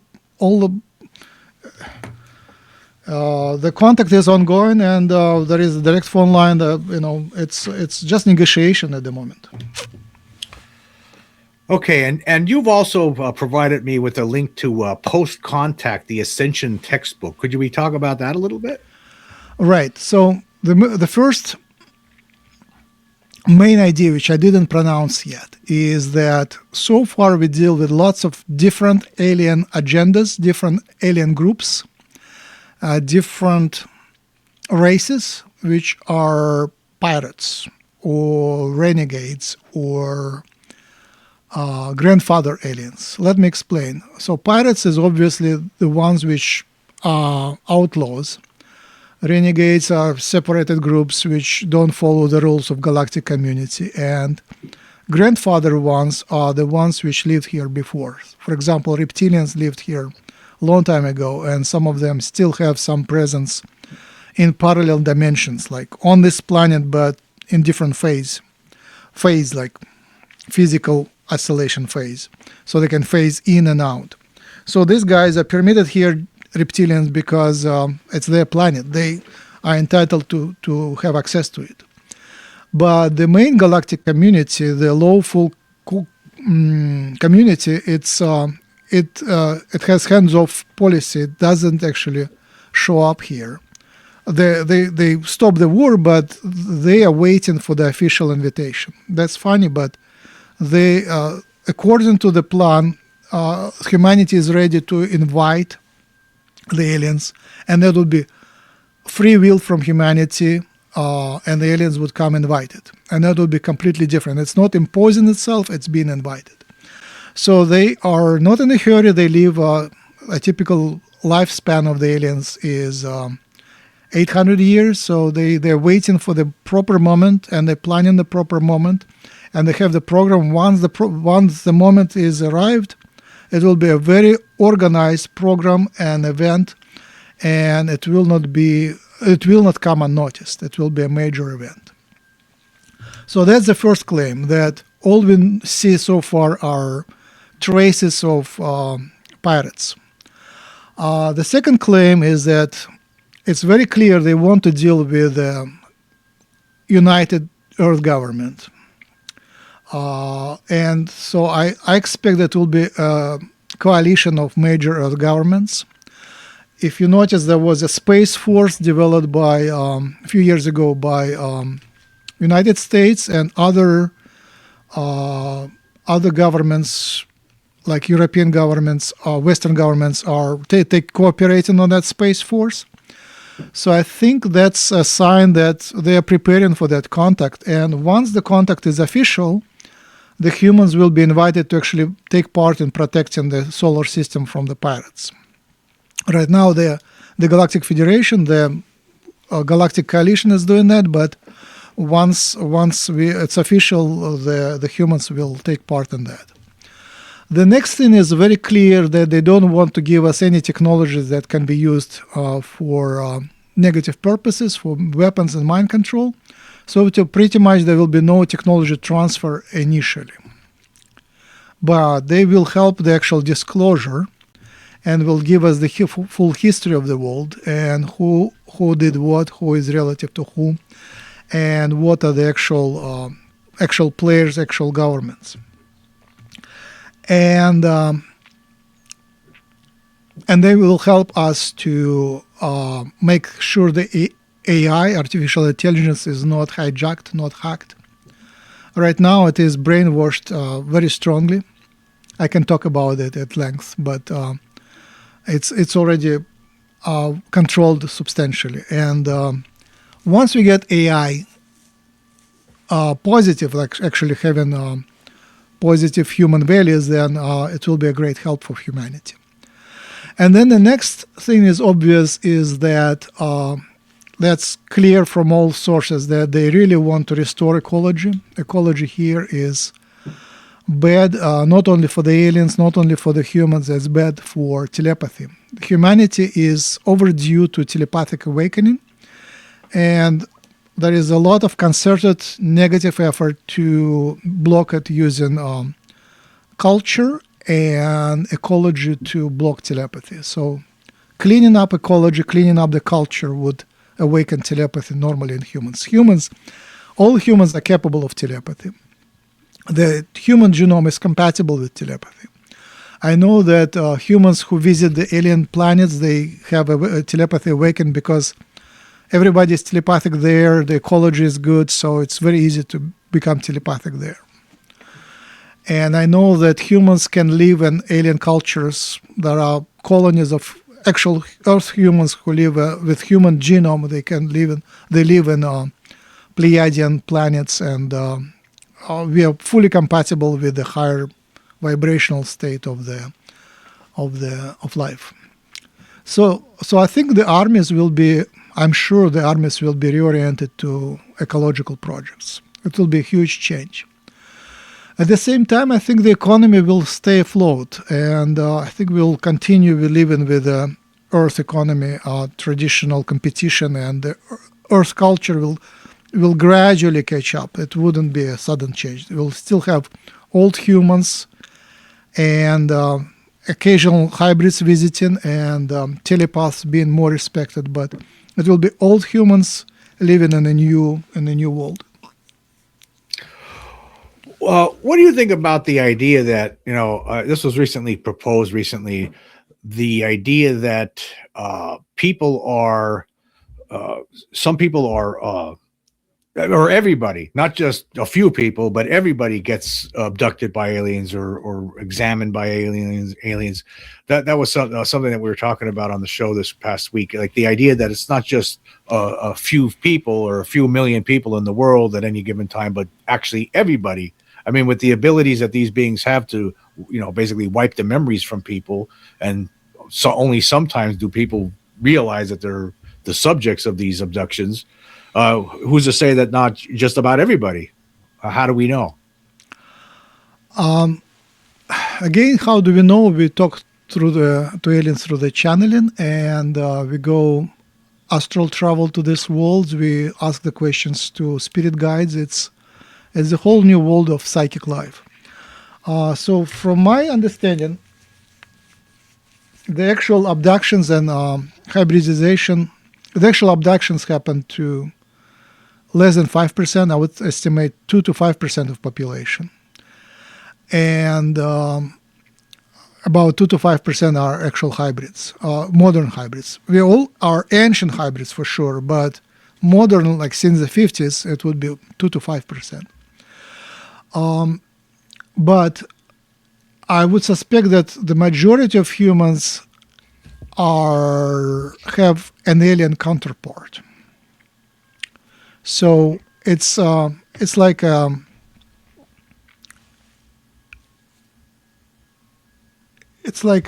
chain where the higher spirit God is is fragmented to a soul, the soul is fragmented to an alien, and the alien is fragmented to a human. So you can consider, if you remember the movie Avatar, where a human would be living in an alien body as an avatar. So you exist in your normal state, but then you control you live your actual life in an avatar. And I think I don't get a full confirmation on that, but I think I don't know percentages, but I know some of us have alien counterparts which are playing us. And I wouldn't be surprised it would be higher percentage than 5%. And it's even funnier stories where the abductions would actually, during the abductions, the human body would meet the alien body. That would be a very, I would say, impressive, very explosive connection. Well, okay. Now, do you think that from your point of view, do you think, for one thing, do you think they're coming from other planets, or do you think they're coming? You said something about interdimensional before. They're coming from other planets interdimensionally, transdimensionally. Most of them exist in the higher dimensions, but the planets have their own. The planets have multiple, I would say, images in multiple dimensions. So the stars are the same. The stars are multidimensional. The planets are multidimensional. What we see now, we see maybe third-dimensional Pleiadian stars, but there is a higher dimensional version of them. So they're coming from higher dimensional version of the Pleiadian planet. Some people say that that they don't think these beings are here for good purposes, that they're here for selfish purposes, and that we're not important. Like in the cattle mutilations, basically they're feeding on them. And what's your view on the idea that that this is apparently you from what I'm hearing from you, it sounds like you think that this is that they're here to enrich humanity or help humanity or have us advance in some way, but some people see things otherwise. What's your feelings on that? It's a huge problem, huge question. There are good aliens, bad aliens, selfish aliens, and aliens servant to others. One thing is that most of the aliens which are coming here, they come in transdimensionally, and just that fact that they can come transdimensionally means that they have exceptionally superior technology. So if they wanted to destroy the planet or take it over, they would do it right away. It's so much easier for them. The fact that they didn't do it is explaining there is something else going on. And as I said, there is a galactic federation or galactic coalition which has rules, and some of the rules would be maybe for us would be a little bit uncomfortable, but the majority is very beneficial. They actually want us to progress. They don't want to kill the humanity. They don't want to enslave the humanity. So they are protecting us from the bad guys. Obviously, the planet is interesting, rich, and I heard that some of the reptilians would like to replace us with them, but it's too cold for them. They're still cold-blooded or colder-blooded, so they would love to have a global warming and actually to heat up the planet. So they have their own agenda. So that's, I guess, would be one of the most serious problems. But one thing we should pay attention is it's so-called secret rulers. I call them secret rulers, or the service desk, or the secret space program, or military industrial complex, or the Fourth Reich. So the idea is that some of the aliens were locally managing the humanity forever, since the ancient times, and it starts with Egyptian god Thoth, T-O-T-H, and same thing as Hermes Trismegistus, same incarnation, and lots of other incarnations of the same person. And that tradition is still here, that we are being managed by local combination of human and aliens. And during the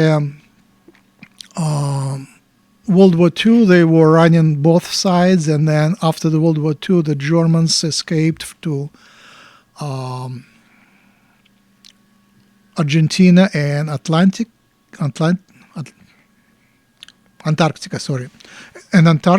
and then they built the bases, already had the bases, and built the bases underground, under seas, and in the space, and on Jupiter moons, and so on. And they have Mars bases. So that secret space program it continues to run the humanity, and I believe it is true. I believe that's the real rulers of the planet. And what I can gather, it's not 100% confident, but say over 50% confidence, is that Galactic Federation is already with agreement with that organization. I call it service desk, that actually runs the planet, and that they are the only ones who can keep the economy going. So I think what's happening now, they peel off the criminal part of themselves, and they become clean, and this clean part will be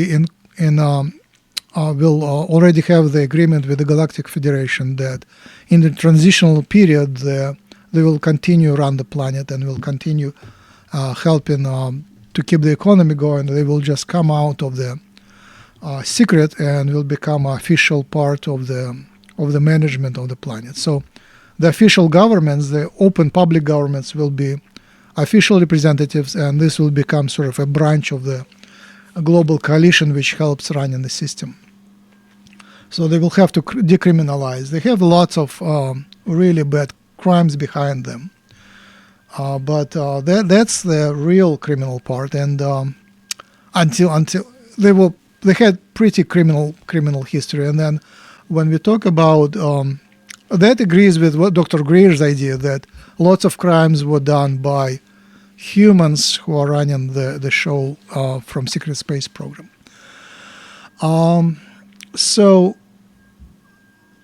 the Zetas were a big part of that hybridization. The Zetas, they see the whole thing very differently. They see it globally, and they see it as a catastrophe constantly prevented. So for them, personal inconveniences of individuals is not a big excuse. So they see that the whole civilization is very likely to collapse, and only the efforts of the aliens and the secret space program prevent the civilization from collapsing. There is tons of secret controls installed to keep the economy going.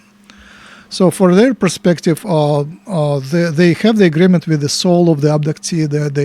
The soul is helping to save the civilization, and that for them is sufficient to do the abductions and all other manipulation to prevent a bigger disaster to happen. But because they violated so many galactic rules, they are more like pirates. So I think when we deal with the Galactic Federation, then the Zetas wouldn't be part of the deal. The hybrids will be, but not the Zetas. Okay, and getting back, I just wanted to get your opinion on the cattle mutilations. Is this what are they using that for? Is that for food or is that for something else? It's to keep the hybrids alive. The first early years of hybridization required some blood, and cows will have very compatible blood. The cows were created by the aliens to give milk which is compatible with humans, and the blood is also pretty compatible with humans. So they take the serum, so remove the cells, but the nutritional part of the blood they use to feed the fetuses. So, but I think that was done not only by the aliens but also by the Secret Space Program, which ran its own hybridization program. So that was a combination. So humans were largely involved. Right now, the Secret Space Program, as I understand, has very few aliens, and mostly it's human run. Okay, now earlier you were talking about like what life might be like once everyone knows that we are being manipulated by aliens in our DNA, and it's been going on for a long time. Now, and you said that the human race might be improved. Now, like this seems like the way these beings are. It seems like they operate on a hive mentality. Is the future of mankind operating on a hive mentality, or do we get to retain our individuality? There is more connection between within telepathic races. There is a much closer connection. It's like going from old world before internet to the world with internet, or from the world with slow internet to the world with fast internet. Like if you remember, in the 90s, the internet was 1,000 times slower, maybe 10,000 times slower. It was download an image would take a minute or 5 minutes. So yeah, the telepathy is way faster. So all of them communicate much faster. There is tons more information flowing through. The zetas are much closer to the hive mentality, zeta grays. But the other aliens, like including Pleiadians and Lyrans, they are much farther from the hive mentality. There is it's not binary. It's the range from a lot of hive to a lot of individuality. Humans are extreme case of individuality, so clearly we'll move closer to hive, but it is a choice of humanity, and that choice is defined by, as I said, who we invite, who we make friends with, and to which aliens we are going to marry and hybridize. Hybridize meaning technologically, and marry meaning naturally. Lots of hybrids. The human hybrid races already exist on other planets and bases, and numbers of hybrids are high. I would say over 1 million for sure. So the hybrids are ready to come down. So that would be the major wave, and it's up to humans which hybrids to accept, what rights do they get. Do they get to marry humans? I lived through Soviet Union opening up the borders, and the outsiders came and picked the best girls and took away. So that might happen again with once the Earth becomes a member of galactic community. It will take longer time. The first open contact doesn't mean the borders are open, but eventually there will be visitation and exchange. So I wouldn't be surprised that tons of people would want to live and will live, and tons of hybrids will come down and will live here. So it's up to humanity who to invite and who to marry and to produce children. Well, aren't there hybrids? I mean, if based on the research by people like Jacobs, I mean, aren't the hybrids living among us right now? Aren't there? And there's also enforcers that help make sure that they don't get discovered. I mean, there's all this Yeah. scenario that he's painted out that basically the what's happening right now is that these hybrids. Apparently, the idea is have a hybrid mate with a non-hybrid, and then that's the process. You create the hybrids, and then you have them mate, and then just that's how they're accomplishing this. Yeah, that already happens, but it happens on small scale, and will be a huge scale, I would think. And to create a new species, it will be on large scale. Yeah. And that's what you're suggesting is that's what's happening is they're creating a new species. Us. Yeah. Basically, we're the new species. No, we're not. We are old. We'll be like on outskirts. The new species will be silent and telepathic. Okay, that's for sure. The rest is up to us. We will marry. Our children, grandchildren will marry, and it's up to them who to marry. And depending on that, the progression will be. The new species will be formed. It will be a hybrid species of multiple species, but it will become one, unified through vibration and culture. A scary path would be to follow the path of Zeta Grays, who did extensive genetic engineering to modify themselves. They had their own reasons. Their planet was dying, so they had the reasons to do that. But essentially they modify the way the emotions and the anger and the desire to fight. So they remove the competition. So they became very cooperative species, but that broke their life force, and their collective biofield of the species collapsed. So that's why they went out and became essentially main hybridizers in the universe. They cannot really continue their own species. They only can propagate their culture and their genes through hybridizing with healthy species. And humans are from parallel reality, which are compatible with them. So that's their path. So we are on that path very strongly. It's a very clear path which is already supported from above by we can guess who. But basically the idea of merging the humans with artificial intelligence, creating a brain-computer interface, genetic modification of humans is on the way. It's already very easy to do genetic modification of plants and animals. Genetically modified organisms, basically by known companies, are dominating the market in the States. They're outlawed in some of the Europe, but in the States it's going very strongly. It's hard to get. Organic is not officially not genetically modified, but everything non-organic is genetically modified. And you can order genetic modification of an animal for a reasonable price. I would say under $100,000 you can genetically modify an animal. So I heard from different sources that human soldiers are already being produced through genetic modification secretly by different governments. So Like it's Star Wars, like the Star Clone Wars. Wars, like Clone Wars. Remember in Star Wars they had the Clone Wars? Yes, yes.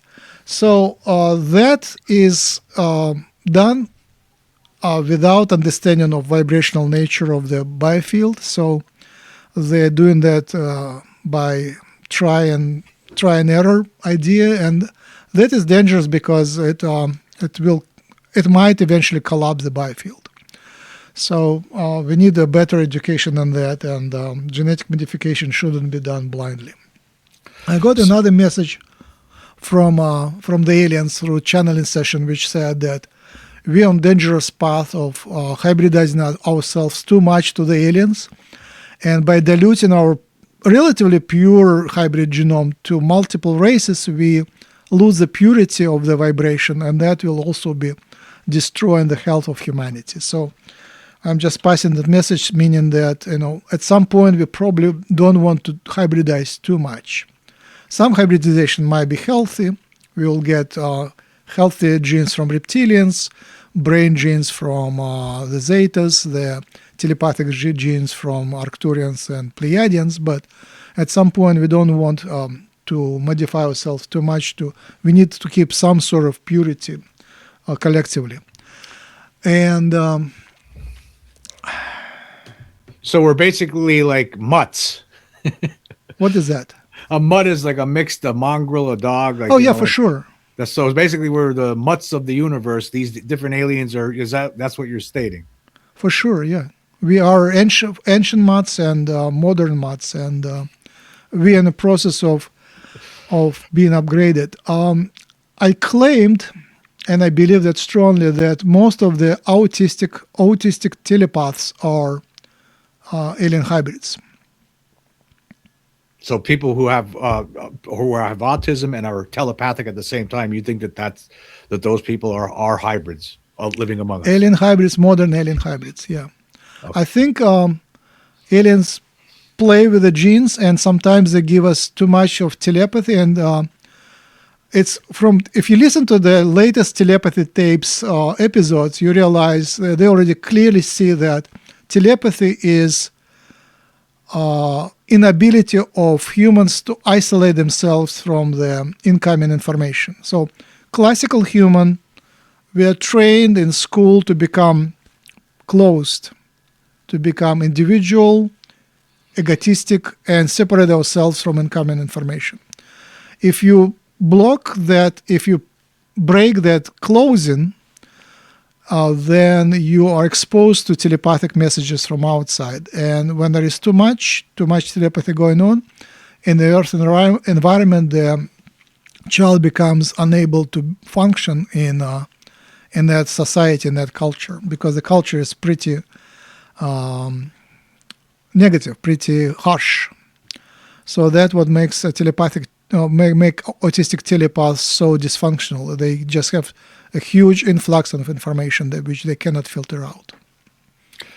So basically, the future that you've laid out here, it seems that the human race at some point is going to be evolved, all of us, and we will all be communicating telepathically, because by some point we will be totally integrated with this alien presence, be half alien, half whatever we started as, and we'll be completely living in this telepathic future where everyone communicates telepathically. Individuality is somewhat put on the back burner for more of a hive mentality, because we're all going to be hearing each other's thoughts and thinking pretty much the same way, almost as one central brain. Is that what I'm getting at? This almost similarly to the invasion of the body snatchers? No, not necessarily. I think humans are so far on the spectrum towards individuality, we probably will not be, we're not anywhere close to hive yet. Hive is just the opposite of humans. Humans are super individualistic. And most of the hybrids we are dealing with are somewhere on the spectrum, but they're also close to individualistic. Right? So they have connections to each other, but it's very far from being in a hive. I spoke to them, I studied them. That is a major question. So where on the spectrum is your culture? And most of the cultures which I spoke to, they are still far from the zetas far from the hive on the hive spectrum. So I think we are not close to becoming a hive, not anywhere close. Right, but I mean, at some point in the future, long future, far future. It's a choice. We already asked that question, so it will become a major cultural choice. It's a choice of humanity what to do. It's a conscious choice. The main feature of humans, that's, I guess, my huge contribution, at least I hope it will be a major contribution, is to understand the value of competition. Humans are competitive to extreme. Like if you went to a hiking trip with 10 people, you would realize competition, after a couple of days, competition just emerges from nowhere. There is no conspiracy. It just, people start competing. And this gives humans positive and negative traits. One trait is that, we are competing so much with each other. We are evolving, we grow up very competitive. Otherwise, we wouldn't survive. And then we go in outside world, say in the galaxy, we'll be super competitive there too. Humans are competing between each other, and so when we meet other species like Neanderthals, we outcompete them because we compete with each other and with Neanderthals. We are super competitive. And so that's why they went extinct. They weren't as competitive as we are. But that gives us the life force. The proper balance between service to others and service to self produces a lot of life force. When the Zeta Greys removed the competition from themselves, became very coherent and cooperating species, they basically lost life energy. They have no reason to live. There is no life force. So having yin and yang, good and evil, inside the human makes it very much full of life. So that I think. So when I started thinking about the future post-contact humanity, I tried to cure competition from humans. I realized if you remove competition, the humanity will become devoid of life force. It will be boring. It will be the economy will fail. It will just fade away.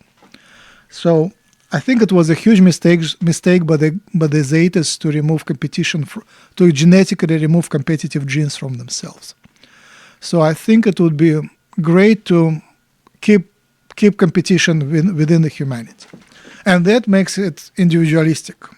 So basically, there is a soul which takes care of this body, and taking care of the body makes the physical mind, which is individualistic. So I think there is a proper balance. We'll become telepathic, but we'll still take care of our own bodies, and will remain some competition.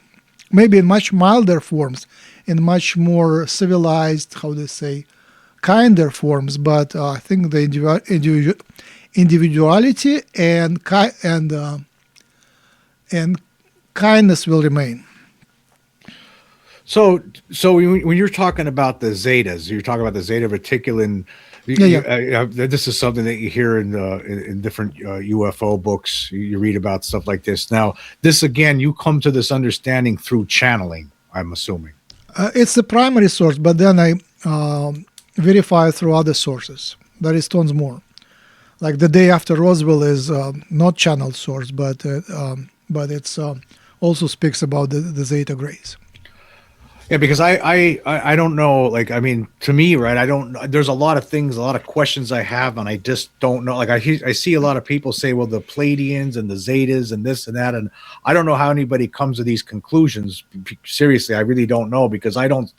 Personally, I don't see how anybody could know any of these things. I haven't see from where I'm sitting, and you could correct me when I'm wrong, right? But for where I am sitting, I don't know what their purpose is. I don't know what they're doing. I mean, I do agree that there's seems to be a hybridization program, and I do think what you're doing with this DNA research is going could show us something, right? But I just don't know about the intentions of these beings. And I've not been able to channel. I don't get these kinds of ideas in my mind, and I don't know how anybody could know for sure what the purpose or where they come from or anything like that. Like, so could you tell me how you know more about this than some other people might? It's just scientific method. The scientific method is keep open mind, be true to yourself, and then go and ask questions and research that. And once you do a lot of homework, you come up with conclusions, and then you verify the conclusions based on the independent sources. So it's not very different from other scientific research. I was trained to work in a scientific lab and chemical lab, so did a lot of chemical experiments, then experiments with DNA, then experiments with cells, with mice. And in biology, the results is hard to generalize because the experiments are very poorly reproducible due to the nature of life. Life is very poorly reproducible. Like if you did cooking or did plant growing, some days these plants grow and these plants don't grow. So to get anything from that, you have to do lots of repetitive steps, and finally, from the fuzzy data of lots of experiments, you synthesize a conclusion and verify it using multiple methods. That's a typical molecular biology paper. You get one conclusion, but you show like 10 different methods which point in the same direction. We tested it using sequencing, protein analysis, hypnotic regressions, interviews, and so on, and marks on the body. For example, that would be for the Abductees paper. So you use multiple methods, multiple points of investigation. And same thing here. You go and talk to channelers. You find your own channeler. You pay for the session or somehow make a deal, barter. And then you ask tons of questions to multiple channelers. And then once you get that, you research the books on channeling. You watch tons of YouTube videos on channeling. And actually go and visit people that are channeling conventions, there are light worker retreats, and then you be there and communicate, and then somebody says, I am from Pleiades, la la la la. And you find out what they know. And then once you compare tons of interviews, you discover, wow, people from Pleiades are from the same culture. They sing same songs, they have same past life memories, and they look the same. There is a certain archetype of the posture, photographs, and so on. So it's the culture, and then when you talk to the Pleiadians through the channeler, you ask the questions to clarify.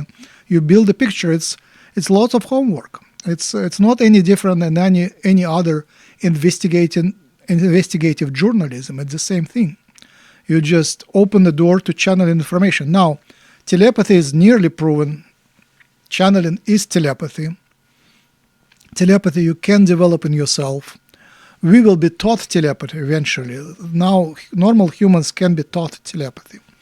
Like, humans can be taught remote viewing, and telepathy is just another form of psychic phenomena. So it's just you open the door and walk through that. It's nothing, multiple doors, so tons of doors. In certain countries, the ayahuasca trips are legal. In certain cities, the psilocybin trips are legal. So that is another door. And you don't have to do it yourself. You just start paying attention to what people tell you who visited the worlds and learn from them. There is huge amount of a community and huge amount of insight coming from this kind of transdimensional travel. It's the same area. Beyond material world, there is another world, and you can research it. That's what Ram does. That's why I recommend Ram Dass. Ram Dass is a scientist, and he was the one who worked with. Do I pronounce it right? With Tim Leary, right? Tim Leary. They were two Harvard scientists, and then he went into spiritual research and became a follower of Nim Karoli Baba. So there is a lot of transdimensional knowledge was obtained from that. So it's not, he is a scientist who actually translated to us what is in Buddhist and Hindu mysterious knowledge. So it is translated to modern psychological language, and he was clearly explaining that to us. So that's why it's so important. You cannot circumvent the soul. It all goes around the incarnation idea. That's why I start with that.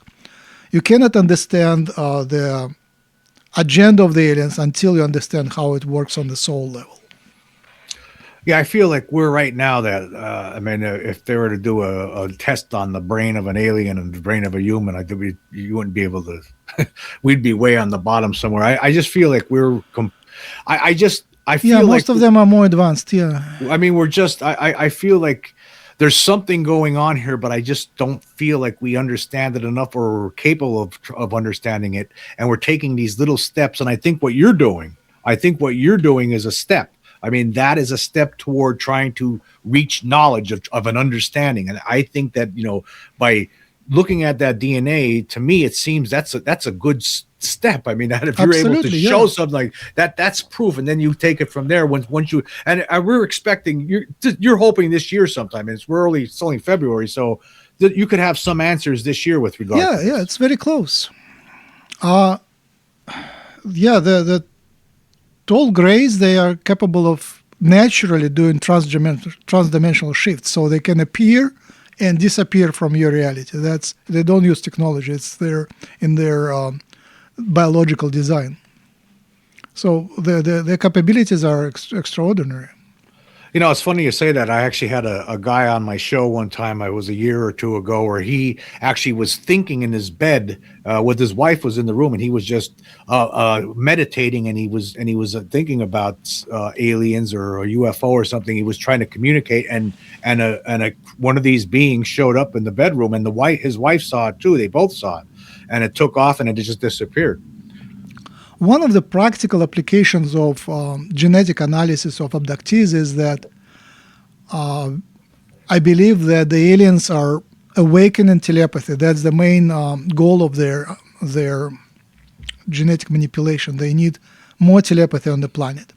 And telepathy is also mind reading, so we see through deception. Its ability to see deceivers and what's a real answer, to get real answers. So once we get the sequences that will explain how the telepathy, how to awaken the telepathy, I think that would be very interesting. That would be practical applications. Well, I'm going to ask you, Dr. Max, if there's anything that we haven't covered that you think that we should still talk about here. that we didn't bring up yet? Yeah, I always forget. So, two messages. One is already pronounced, but I need to emphasize. We are facing the choice between technological telepathy and natural telepathy. That's a huge choice. Basically, we attempted to follow the path of zeta grays and to destroy our own biofield by excessive manipulation and excessive combining of humans with technology and creating a hybrid biology to computer being, which is called cyborg. And that is a dangerous path which might destroy the collective biofield. So that will bring, in the future, it will bring sickness to the whole society. So lots of aliens, the friendly Pleiadians, Lyrans, Arcturians, even reptilians, they happily coexist with their technology without merging with it. So a merge would be a choice and probably a mistake. You probably want to stay separate and natural.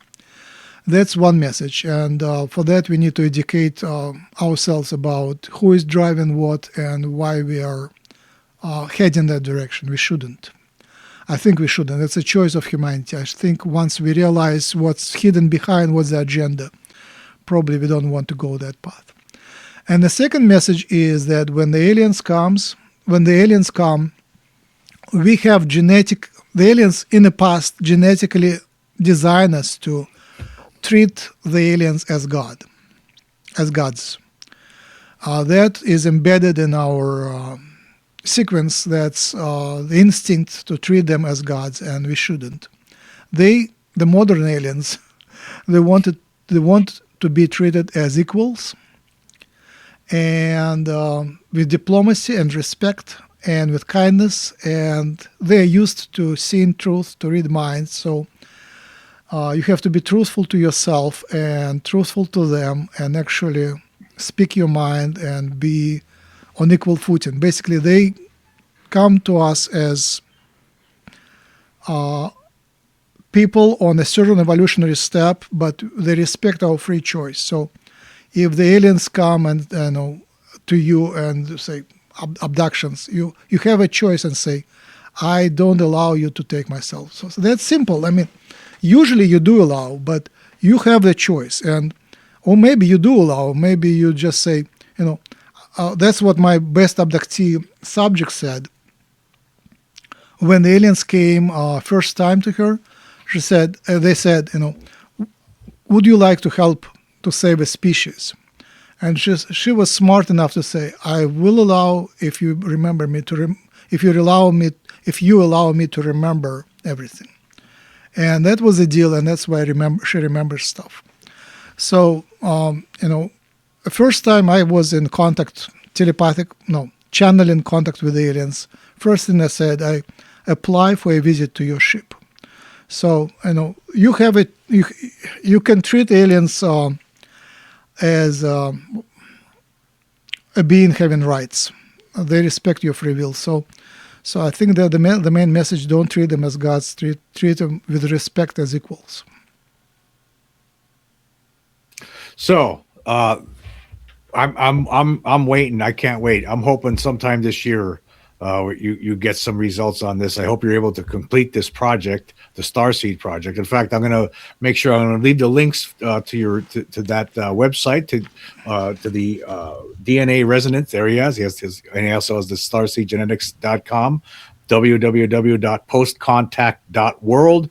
That's one site where you could read about what it's going to be like post contact, and also the starseedgenetics.com. That's where you could read all about this project that Dr.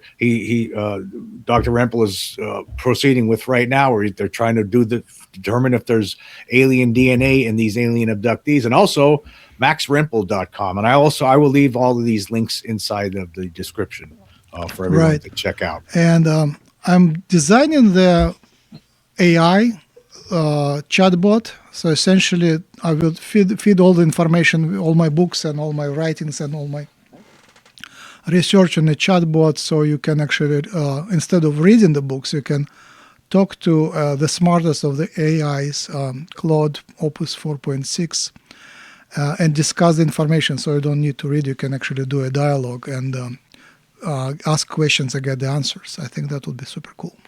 Yes. On maxrempel.com. MaxRempel.com. It's coming soon, maybe in a couple of months. So come visit in April, and you should be able to see the chatbot. And of course, I would hope that if anything happens this at some point this year, you'll reach back out again and let me know. I would appreciate Absolutely, yep. it. Okay. All right. Well, I want to say thank you very much, Dr. Max, for coming on the show today. I really appreciate it. It was most certainly intriguing and very interesting, and I appreciate it very much. Thank you, Jim, for having me. And I just want to say this. I want to say thank you all for joining us here today. Until next time.